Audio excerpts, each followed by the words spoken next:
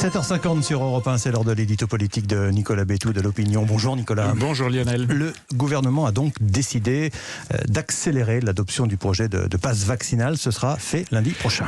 Oui, en fait, tout a changé depuis 2 ou 3 jours. La montée en puissance très rapide du variant Omicron, mais aussi les décisions de restriction ou même de confinement prises par d'autres pays comme l'Allemagne, les Pays-Bas, le Portugal, l'Espagne.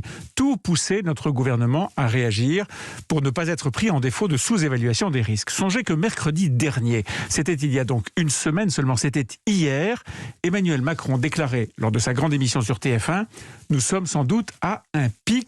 Ou un plateau. Oui, aujourd'hui, changement total d'ambiance avec le pass vaccinal, avec l'éventualité d'un pass sanitaire dans les entreprises. On verra si ça arrive dans les amendements au début de l'année, des amendements parlementaires. L'éventualité d'un couvre-feu, comme le disait Louis Dragnel tout à l'heure sur votre antenne, avec la vaccination des enfants et les nombreuses recommandations de prudence pour les périodes des fêtes. Sans compter, pour emballer tout ça, une nouvelle petite musique diffusée par les ministres, par exemple Gabriel Attal, qui explique que le gouvernement n'exclut pas d'aller au-delà des mesures en vigueur. On ressort les blouses blanches sur les plateaux de télévision et l'information sur le Covid reprend sa place à la une des médias. C'est un fait. Ce qui a bien sûr des conséquences, Nicolas, sur le reste de l'information, et je pense en particulier à l'actualité politique. Qui est, vous avez raison, directement impactée par ce retour en force de l'actu Covid. Et ça va avoir des conséquences concrètes sur la campagne électorale. Une vie sous contrainte, sans grand rassemblement et en limitant les contacts sociaux, ça signifie d'abord pas de grand meeting. On verra ce que nous réserve la suite des événements sanitaires, mais le grand meeting d'Éric Zemmour pourrait avoir été le premier et le dernier, peut-être même de l'ensemble de la campagne. Pas de grand meeting et donc pas de possibilité de montrer des images d'enthousiasme, de mobilisation, de ferveur militante.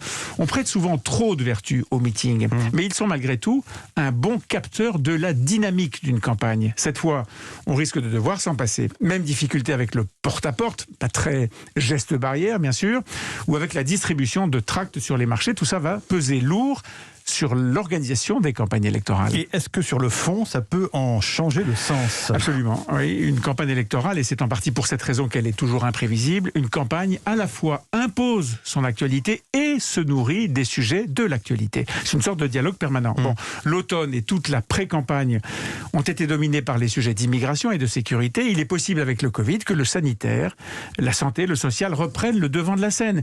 Et si c'est le cas, ce ne sera plus du tout la même campagne. Ça changera les angles, ça changera l'attente des Français et ça peut rebattre les cartes entre les différents candidats. Par exemple, avec cette vague Covid agressive, Emmanuel Macron va retrouver son rôle de chef de guerre contre le virus, de protecteur.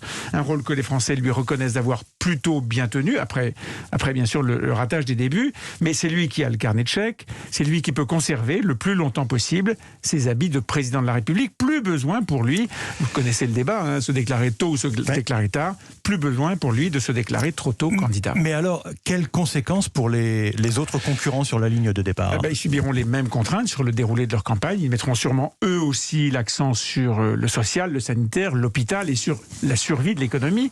Mais en revanche, ils pourront exploiter la moindre faille du dispositif gouvernemental, les interrogations autour de la stratégie vaccinale ou la question du vaccin des enfants.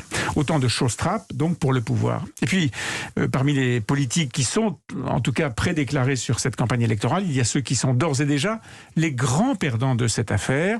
Je pense par exemple à Nicolas Dupont-Aignan, le président de Debout la France, qui s'est enfoncé dans un refus du vaccin, un déni de la maladie. Ses troupes le quittent petit à petit. Le Covid est en train de le tuer politiquement. Politiquement, effectivement. Merci Nicolas Bétou. À la une de l'Opinion ce matin ? Eh bien, cette campagne bizarre qui se présente et qu'on appelle une campagne covidentielle. Covidentielle. On aura d'ailleurs peut-être l'occasion de réévoquer toutes ces questions tout à l'heure à l'occasion du Zoom européen à partir de 7h40 avec notre plateau d'invités.